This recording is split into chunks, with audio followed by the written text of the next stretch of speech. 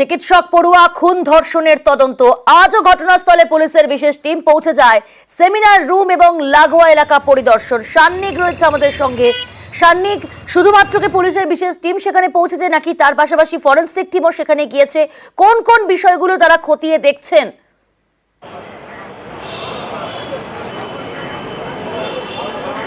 দেখো প্রিয়াঙ্কা, এখন কিন্তু মূলত পুলিশের নজরে রয়েছে সেই ঘটনাস্থল।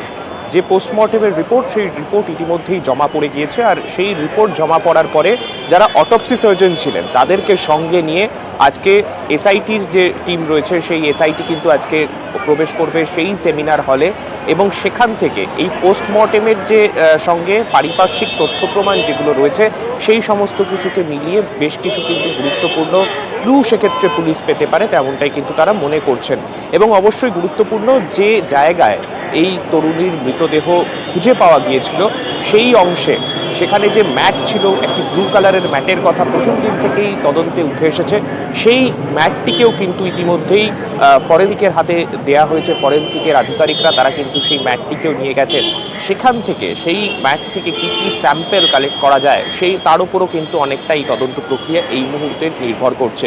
অত্যন্ত গুরুত্বপূর্ণ এক্ষেত্রে, কেননা যে অটোপসি সার্জনরা যে যে চোটের কথা তাদের রিপোর্টে বিস্তারিতভাবে উল্লেখ করেছেন তার সঙ্গে ঘটনাস্থলে কি কি বিষয় ছিল এবং পারিপার্শ্বিক তথ্য প্রমাণ সেখান থেকে কি কি উদ্ধার করা যায় তার ভিত্তিতেই কিন্তু যারা সেই রাতে ডিউটিতে ছিল তাদের সাক্ষ্য প্রমাণ, এবং অবশ্যই যারা মূল অভিযুক্ত, যিনি মূল অভিযুক্ত আপাতত তার বয়ান, এই সমস্ত কিছুকে একসাথে নিয়ে এক সূত্রে এনে কিন্তু পুলিশ তদন্তকে কনক্লুড করতে চাইছে। অর্থাৎ সেক্ষেত্রে তদন্ত প্রক্রিয়া কোন দিকে এগোবে তার জন্য অত্যন্ত গুরুত্বপূর্ণ বর্তমানে হতে চলেছে এই যে বিষয়টা রয়েছে, অর্থাৎ এই যে জায়গাতে এই ঘটনাটা ঘটেছে সেই সেমিনার রুম।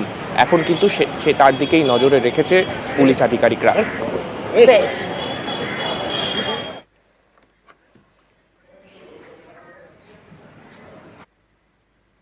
তরুণী ডাক্তারকে খুন ধর্ষণের তোলপাড়। আজ থেকে রাজ্যের সব মেডিকেল কলেজের জুনিয়র সিনিয়র রেসিডেন্ট ডাক্তারদের কর্মবিরতি। কলকাতা মেডিকেলে একাধিক হাসপাতালের ডাক্তারদের জিবি বৈঠকে এমনটা সিদ্ধান্ত। এমার্জেন্সিতেও অর্থাৎ জরুরি পরিষেবা, সেই পরিষেবা বন্ধেরও ডাক। গতকাল বৈঠকে আরজি করের ঘটনার বিচার বিভাগীয় তদন্ত, হাসপাতালের সব আধিকারিকের পদত্যাগ সহ 6 দফা দাবি তোলা হয়। আজ কলেজ স্কোয়ার থেকে আরজি কর মিছিল জুনিয়র ডাক্তারদের। তবে রোগী ভর্তিতে কোনো বাধা দেওয়া হবে না বলেই সিদ্ধান্ত। পশ্চিমবাংলার যত মেডিকেল কলেজ রয়েছে তার যারা যারা রেসিডেন্টস রয়েছে, including junior residents, senior residents, SRs, সবাই মিলে আমরা সিজ ওয়ার্কে যাচ্ছি, both emergency and non emergency services. এবং সেখানে কোনো রকমভাবে আমরা কোথাও কোনো ঘেরাও, কোনো আটকানো, কোনো পেশেন্টকে আটকে দেওয়া কিচ্ছু না, কোনো কিছু বন্ধ হবে না। আমরা নিজেদেরকে এই সার্ভিসেস থেকে বিরত রাখবো, ততদিন অবধি চালিয়ে যাব যতদিন অবধি যে একদম বেসিক যে দাবিগুলো আমরা সেগুলো যতদিন না মেটানো হচ্ছে। যদি দাবিগুলো ইমিডিয়েটলি না মেটানো হয় তাহলে সেক্ষেত্রে এটা একটি প্যান ইন্ডিয়া মুভমেন্টের রূপ ধারণ করবে।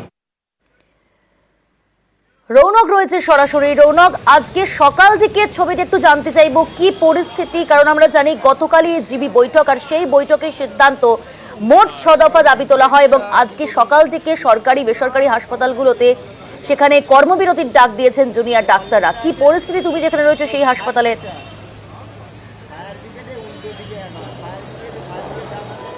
দেখো, একেবারেই সকাল থেকে আরজি কর হাসপাতালে ডাক্তারদের যে কর্মবিরতির ডাক দিচ্ছে তারপর থেকে কিন্তু ডাক্তার এবং ইন্টার্ন কারোরই সেবাতে দেখা মিলছে না। মানে এই যে ঘটনা ঘটেছে আরজি কর হাসপাতালে, তার জেরে কিন্তু গোটা রাজ্য জুড়ে বিভিন্ন মেডিকেল কলেজে ডাক্তারদের কর্মবিরতির ডাক দেওয়া হচ্ছে আজ থেকেই।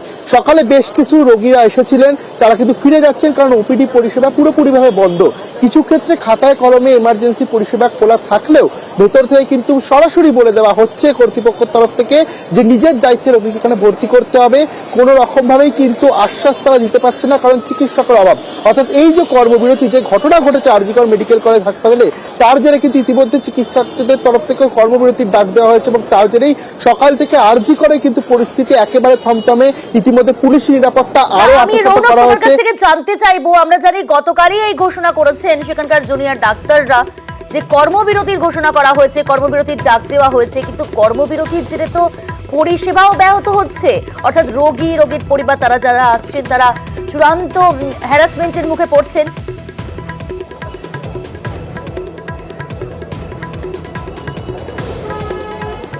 একেবারেই যারা আসছেন তাদেরকে কিন্তু বলেই দেওয়া হচ্ছে এখানে কোনো রকম ভাবে পরিষেবা দেওয়া হচ্ছে না, শুধুমাত্র সিটি স্ক্যান, এমআরআই এবং জরুরি ভিত্তিক পরিষেবা খোলা রয়েছে। কিন্তু ভেতর থেকে কর্তৃপক্ষের তরফ থেকে পরিষেবা খোলা থাকার কথা বলা হলেও চিকিৎসকদের যে কর্মবিরতি তা কিন্তু সকাল থেকেই লক্ষ্য করা যাচ্ছে এবং তার জেরে চিকিৎসকদের যে পরিষেবা তা কিন্তু আরজিকর মেডিকেল কলেজ হাসপাতালে মিলছে না এবং বেশ কিছু রোগীর পরিবার এবং যারা রোগীরা তারা আসছেন এবং এখান থেকে তারা ফিরেও যাচ্ছেন। শুধু আরজিকর মেডিকেল কলেজই নয়, এছাড়াও কিন্তু কলকাতা মেডিকেল কলেজ বিভিন্ন জায়গায় আজ সকাল থেকে চিকিৎসক তারা কি বলছেন, কর্মবিরতি কতক্ষণ চলবে কি জানা যাচ্ছে?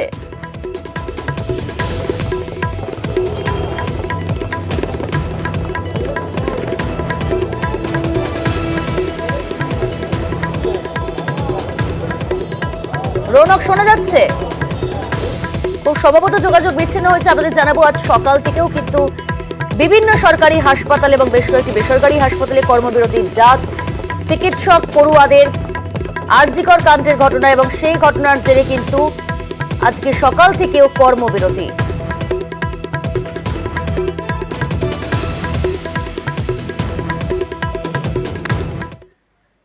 তরুণী ডাক্তারকে খুন ধর্ষণে তোলপাড় দেশ। রাজ্যের প্রায় সব সরকারি হাসপাতালে বিক্ষোভের আজ।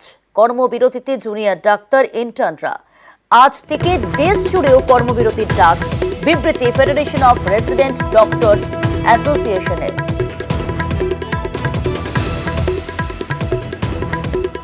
মৈত্রী রয়েছে। মৈত্রী, আজ দেশ জুড়ে কর্মবিরতির ডাক দেওয়া হয়েছে এবং সেই ডাক দিয়েছে federation of resident doctors association. কি জানা যাচ্ছে, কি ছবি সর্বত্র? দেখো, federation of resident doctors association যেটা রেসিডেন্ট ডক্টরসদের দেশব্যাপী একটি অ্যাসোসিয়েশন, সেই অ্যাসোসিয়েশনের তরফ থেকে গতকালই ডাক দেওয়া হয়েছিল যে আজ থেকে মূলত বিভিন্ন পরিষেবাতে তাদের কর্মবিরতি। তারা কোন কোন পরিষেবার ক্ষেত্রে তারা কর্মবিরতি দেখেছেন, ইনডোর সার্ভিসেস, আউটডোর এবং একই সঙ্গে ইলেকটিভ ওটি সার্ভিসেস, এই সমস্ত কিছু বন্ধ রাখার ডাক দিয়ে তারা কর্মবিরতিতে যাচ্ছেন। ইতিমধ্যেই আমরা যেটা জানতে পেরেছি, আজ সকাল 9টা থেকে এই কর্মবিরতি শুরু হয়েছে। দিল্লি শহরের সাফদারজাং, লেডি হার্ডিঞ্জ সহ প্রায় 10টি সরকারি হাসপাতালে যেখানে রেসিডেন্ট ডক্টরস অ্যাসোসিয়েশন আছে সেখানে এই কর্মবিরতি শুরু হয়ে গিয়েছে এবং এই কর্মবিরতি কিন্তু অনির্দিষ্টকালের জন্য চলবে বলে ফোর্ডার তরফ থেকে জানানো হয়েছে। এর পাশাপাশি উত্তরপ্রদেশ, পাঞ্জাব, জম্মু, মহারাষ্ট্র এবং সহ একাধিক রাজ্য থেকে কিন্তু তাদের রেসিডেন্ট ডক্টরস অ্যাসোসিয়েশনের তরফ থেকে সমর্থন জানানো হয়েছে এবং তারাও জানাচ্ছেন যে তারাও আজকে ফোর্ডার ডাককে সাড়া দিয়ে এই স্ট্রাইকে তারা যাবেন। মূলত ফোর্ডার তরফ থেকে দাবি তোলা হয়েছে যে এই যে ঘৃণ্য ঘটনা ঘটেছে সেই ঘৃণ্য ঘটনার প্রতিবাদে তাদের অবিলম্বে সিবিআই তদন্তের তারা দাবি জানাচ্ছেন এবং একই সঙ্গে অন্যান্য যারা রেসিডেন্ট ডক্টরসরা রয়েছেন তাদের নিরাপত্তা নিশ্চিত করার দাবিতে তারা এবং আরজিকরের সঙ্গে পাশে দাঁড়িয়ে তারা সলিডারিটি দেখানোর জন্যই কিন্তু এই কর্মবিরতিতে যাচ্ছেন। ফলে আজ থেকে শুধু দিল্লিতে নয়, দেশের একাধিক রাজ্যে কিন্তু আরজিকরের আঁচ পড়বে এবং তার ফলে কিন্তু একাধিক পরিষেবা বিঘ্নিত হওয়ার সম্ভাবনা রয়েছে। বেশ, ধন্যবাদ মৈত্রী।